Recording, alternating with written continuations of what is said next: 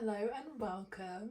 So, as September is coming to a close, I was like, oh, let's do an October wrap up. And then I realised I've not logged any of the books that I've read at all this year. So I thought, let's do a January to September wrap up and say every book that I've read this year, what I rated them, what I recommend. I'll try and give a brief synopsis, but if you've watched any of my other videos, you know I'm not good at being brief. So this might be a bit of a longer one, but hopefully you can get a few recommendations. So the first two books I read this year I'll combine because it was Glow of the Everflame and Heat of the Everflame. So I read Spark of the Everflame like right on like the 30th or something. No, actually, like I read it really at the end of December, and then obviously I finished the series at the beginning of January. Glow of the Everflame I gave 4.5 stars. It was my favourite in the series. It was so good. It was nearly a 5-star but just not quite there. And then Heat of the Everflame I gave 4 stars. I really highly recommend this series. I've spoken about it before. A kind of preliminary basis of the story is our main character. We follow DM and her mum gets kidnapped. They're humans. She's from a human family and they live in this world of people who are called Ascended. So, or Descendeds.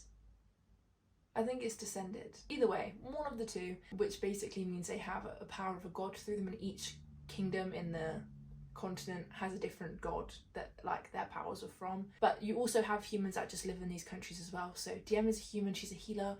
Mum gets kidnapped and she takes over her mum's role because, you know, someone else needs to do the work if she's not there. And she also tries to find out where her mum's gone, what's happened. Kidnap is not like, it's not explicitly kidnapping, but her mum has definitely gone missing with no trace. The series as it goes on, completely different plot to that. Like it really grows and expands. You travel to different kingdoms in the world. The world becomes really cohesive, like a well thought out and built world. So I really loved it and I would heavily recommend. 4 stars for me is like good, but because this year I've been so selective with my reading, I've only read 24 books as of today, although I do think I'm about to finish my 25th, so I will include it at the end of this video. But because I'm so selective with my reading, I tend to rate a lot of books quite highly because if I don't like them, I will just DNF it. So it's rare that you'll find a book that I just find average. So you'll see a lot of 4 stars in this video because I love a lot of books.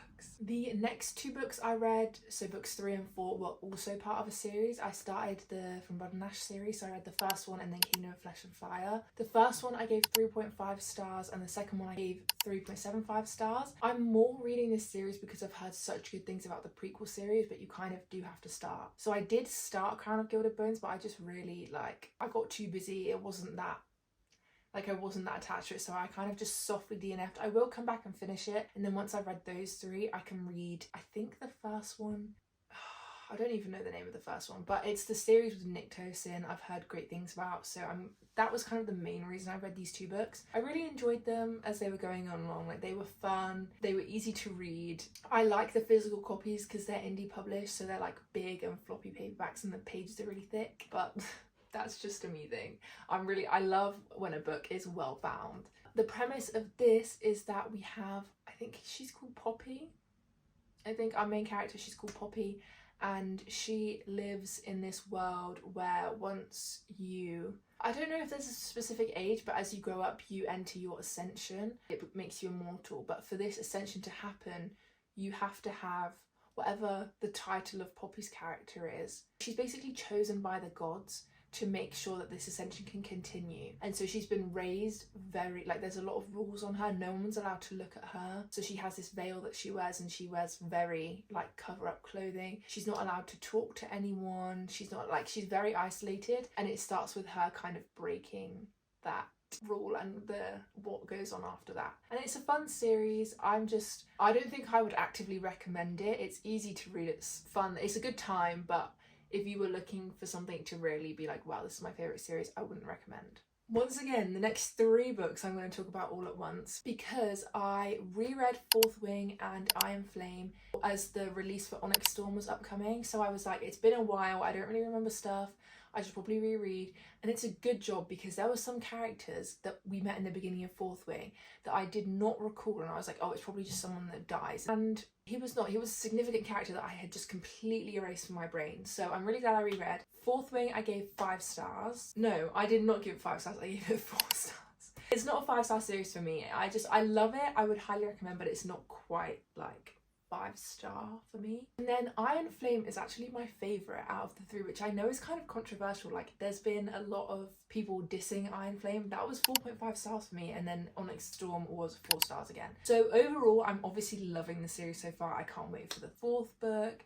I think the world is getting more and more fleshed out. Like, it's really interesting to learn about, and I love dragons. I love dragons. I loved Aragon. I just love dragons, and I love when they bond with their rider and you can speak to them. I think it's the best trope in fantasy. It's one of my favourite tropes, and I just love it. So that's like, the dragons are a real standout for the series for me, and I love all the side characters as well. Honestly, my not least favourite, but the characters I probably care the least about are Violet and Xaden, but I still like them as main characters. They don't annoy me to no end, but the side characters are truly, they have my heart. This is Editing Abby, just coming in to say I did not film a synopsis for this series. I just feel like I assume everyone already knows what Fourth Wing is, but some people might not. So Fourth Wing is about Violet Sorrengail. She was raised by her dad to become a scholar in this world, but her mum is the, not headmaster, but like the captain of the war college.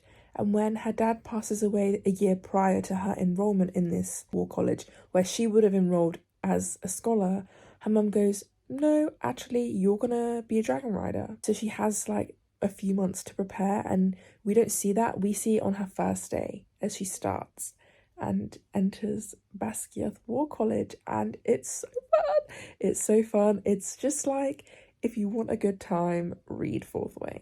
The next book I read was Funny Story by Emily Henry. She's my favourite romance author, I would say. And so I hadn't read it yet, and I was like, need to get on that. Funny Story is about Daphne and Miles. The reason they meet is because their partners cheat on them with each other. So Daphne was engaged to a man, and on his bachelor party breaks up with her and says, oh, I'm actually in love with my childhood best friend, Petra.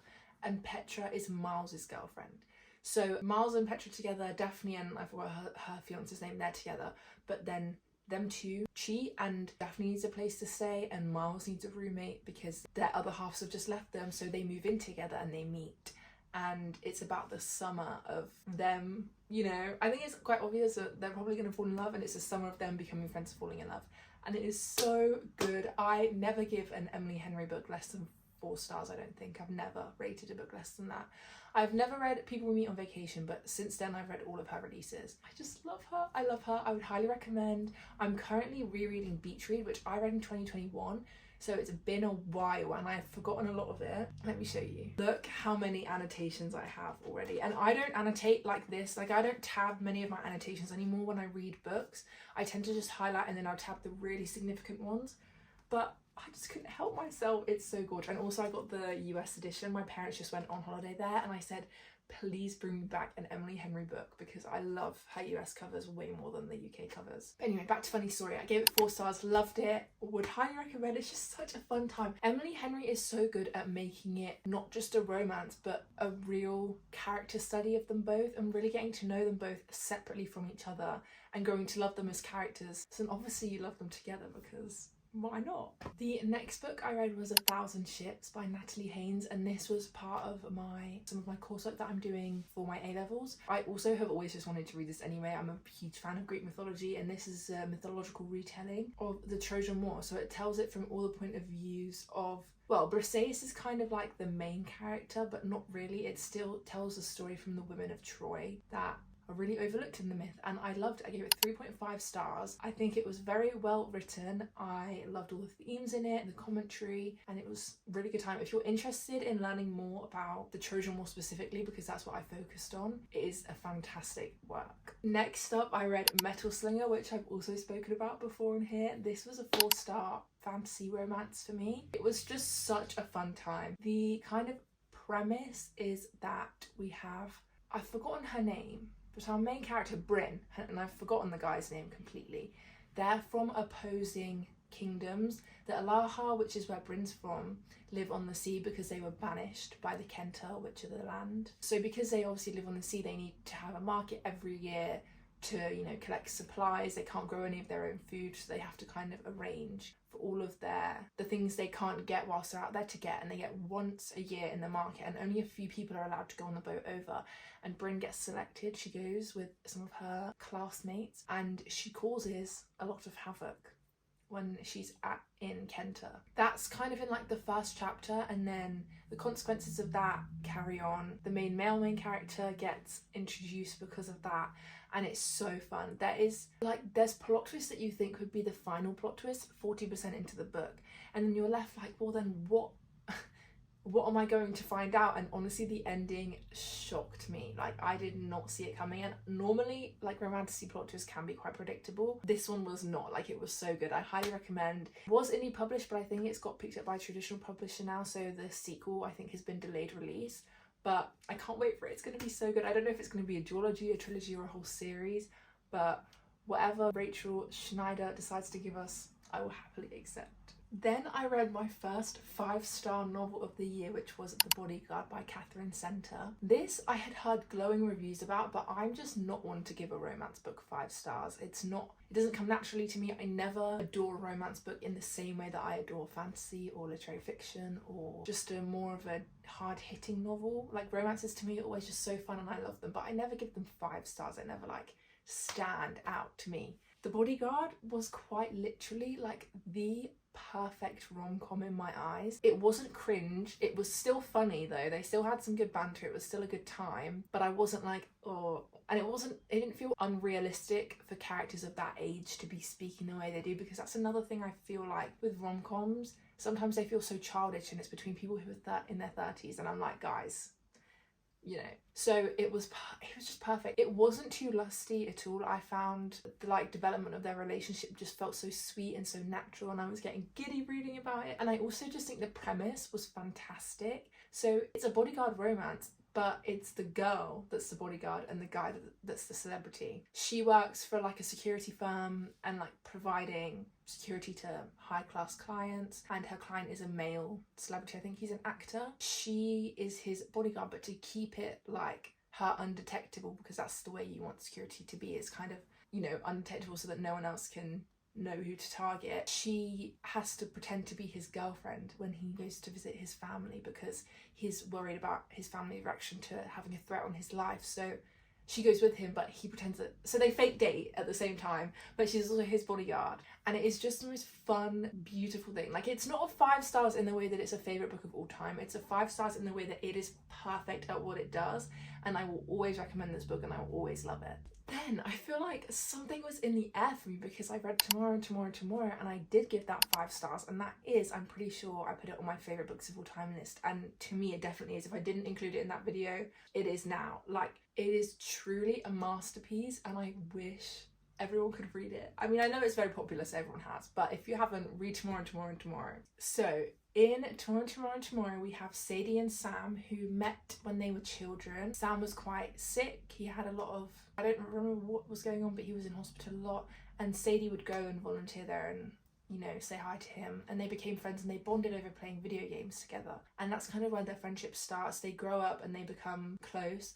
And then they kind of separate, and you find out why, and they reunite when they're at college. Well, university to me, but college in America. They start making video games together, and they become like this world famous company, and they become really successful, and it's them kind of telling the story of their whole lives. It's not a romance, there is love involved, but I would not market that book as a romance.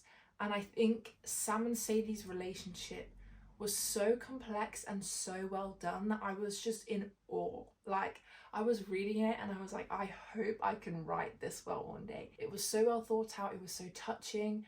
I love gaming, but I'm very much like a newbie. Like, I just kind of game here and there. I'm not I don't have all the consoles, I'm not like regularly playing. But even if you didn't like video games, you could still go into that book knowing nothing. Like, they explain it all, and it's never tedious or boring. Like, you truly feel like you have the same passion and the same excitement around gaming as the main characters do. It's the same way if you've ever read a Taylor Jenkins Reid novel. She can make you feel the passion of the main character, because a lot of her novels tend to follow someone who is either really insane in their field or they want to be really good in their field. So in Atmosphere you have an astronaut, Carrie Soto's back, you have a tennis player. In The Seven Husbands of Evelyn Hugo, you obviously follow Evelyn in the film industry and with people she loves, and then you have the other, I think it's Monique, who writes.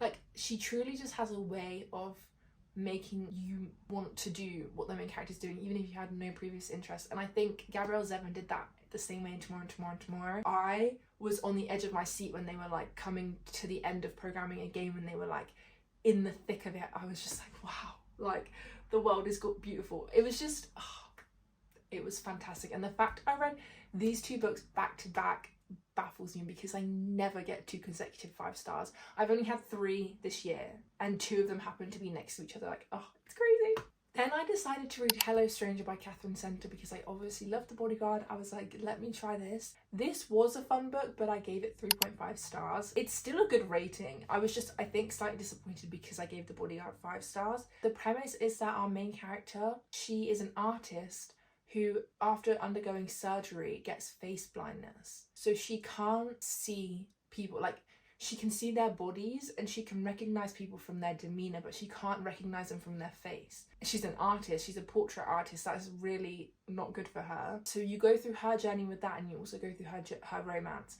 And her romance was where my issues lied, because there was a plot point of this book that was so obvious from the first time she met this man, and you go through the entire novel of her facing this conflict because she thinks something that the readers all know is not true. Like, it's a very large miscommunication, and it really started to grate on me because she was having like intense internal debates and like causing pain to the main male character, when it was clear as day to me at least, and I feel like to every reader, what the real story was. Like, she was really misguided in her thoughts. The miscommunication was so bad to the point where it did start to like diminish my enjoyment of the book. However, I loved her and the main guy together. So I loved them. I loved her as a character, apart from when she was being just so dumb. I loved her story. I think it was a unique plot to, you know, have someone experience face blindness. So I gave it 3.5 stars. That is still a good rating from me. Half of 5 is 2.5. So 3 stars to me is kind of average, fun. You won't hate it, but it's not going to change your life. 3.5 is like pretty good, like decent. You should read. I would say read it for yourself. If it's not obvious to you, then I feel like it could be a fun book, but I just feel like the miscommunication was just a bit too much for me in that book. So that's why it wasn't anything higher. Then I read Taming 7, as the release of Claiming 10 was on the horizon, and I'd not read Taming 7 yet. And I still don't know. I'm going to speak about Taming 7 and Claiming 10 together, even though I did read a book in between, but they're the same series. I struggle to rate this series because I adore every single character. I adore them.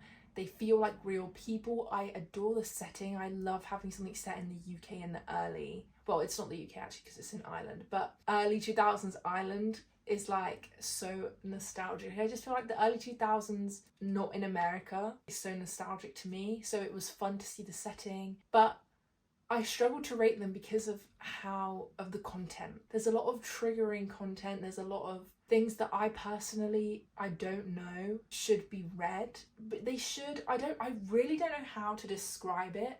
The emotional turmoil I get put through, I don't know if I would recommend to someone else. So I don't really talk about the series on my channel that much, but obviously I'm doing my reading wrap up. So I would say do your own research into the series and decide if you want to read it yourself. The first 2 books, I remember reading them and thinking, wow, like this is heavy. Those books are a walk in the park compared to Claiming 10. And so I'm obsessed with the series. Like, I will always read it, but I really struggle to recommend it because I also just think you really need to decide for yourself if you're going to read that series. It's just a kind of, I can't just say, yes, everyone needs to read this, because does everyone need to read it? I don't know. So I've not given a rating to either of them, but I do love the series. And the book I read in between them was The Conditions of Will by Jessa Hastings, and I gave this 4.5 stars. I loved this book. I loved it. I love Jessa Hastings. I think she's a fantastic writer. I've not read Never yet, so we'll see because I've heard that's not very good, but obviously I'll form my own opinion. I don't see myself disliking a book Chester Hastings could write. We'll see what happens with Never, but I am so excited for Time of Your Life. I've not read it yet. It's on my list. I need to buy it. Oh, Time of Your Life. I feel like that's going to be a 5 stars because Magnolia Parks is a 5-star series for me. I love that series. The Conditions of Will by Chester Hastings. We have a family and the father has passed away, and 2 of the siblings had a very different upbringing than the other 2.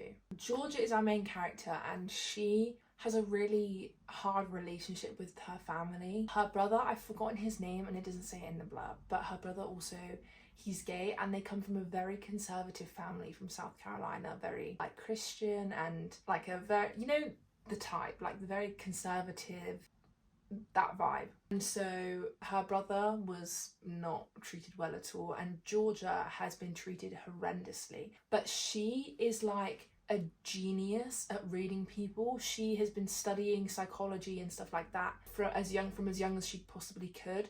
So from being in her brain, like she can tell when people are lying, she can tell exactly how they feel, she can tell, like she can read a person completely no matter what they say out loud to her. So being in her brain was so cool because she would explain how she could tell things, and she was just a genius. So her father passes away and they all have to go back for the reading of the will and for the funeral and everything, even though she had a very complicated relationship with her father. Her brother was an alcoholic as well, and so he has a sobriety coach called Sam, and so he also comes.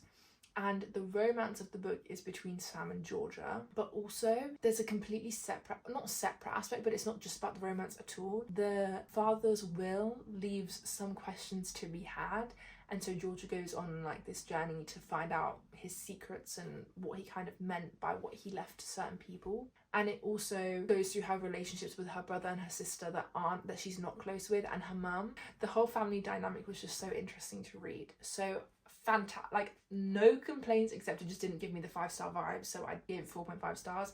It was such a good book. I've already been yapping for half an hour and I'm only halfway through the list. The next book I read was Beverly, which I gave 4 stars, but obviously this book has an author of another book has come out saying that Beverly is a copy of her book. It basically is, so I'm pretty sure it's been removed off of, like, you can't buy it anymore and stuff like that, so I'm not really going to go into depth about it, but I did read Beverly, gave it 4 stars. I loved it, so I'm probably going to read the book that it had been stolen from. If I enjoy that, then I'll recommend that book instead, because obviously it's a really horrible thing to do to an author. The next book I read was Malice by John Gwynne. I also gave this 4 stars. I'm not even going to give a synopsis of this book because I wouldn't even know where to start, but it's a high fantasy series and we follow a boy from when the main character is a boy from when he was around 11 or 12, but this book spans quite a few years, so you see him develop as a character. But there's also 12 other POVs that we experience throughout the novel. It's quite an epic novel in scale. It's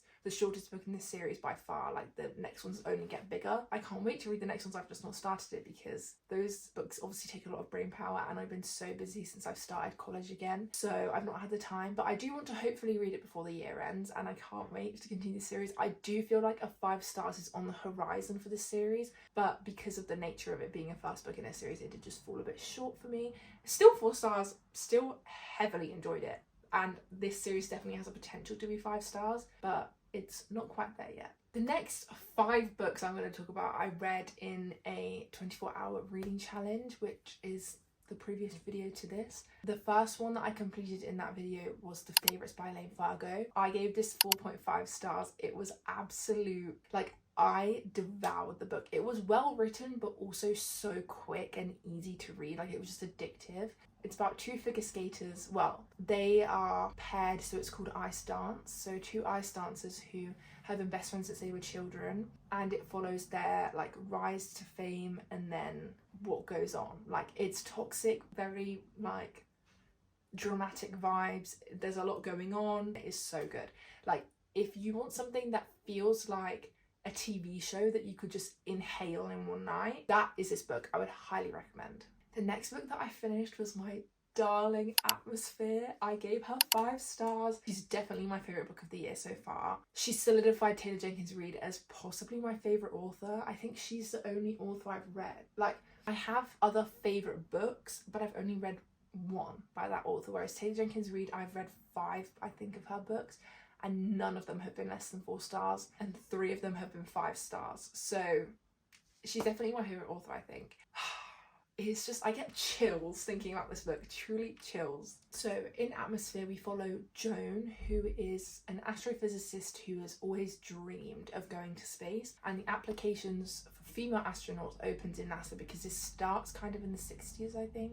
It's around that era, and applications for women to be astronauts open. She doesn't get in the first time, but she does the second time, and it follows her whole journey from starting to the end of the novel, which I won't spoil obviously, but you kind of get a picture from where we're going to finish from the first chapter, because the first chapter she's on a mission in space, and then it flashes back and it goes through her whole journey, and like every 100 or so pages you get another chapter set in the present day. So I'm not going to spoil it even though it is the first chapter, because I feel like it's best to just go in blind, but you kind of get the gist of how this book is going to end from the first page, and you then see the journey of her getting there. So it's a fantastic, like, words cannot express how much this book means to me. The love story in this first of all is beautiful, but that is not the standout of the book for me. The standout is Joan.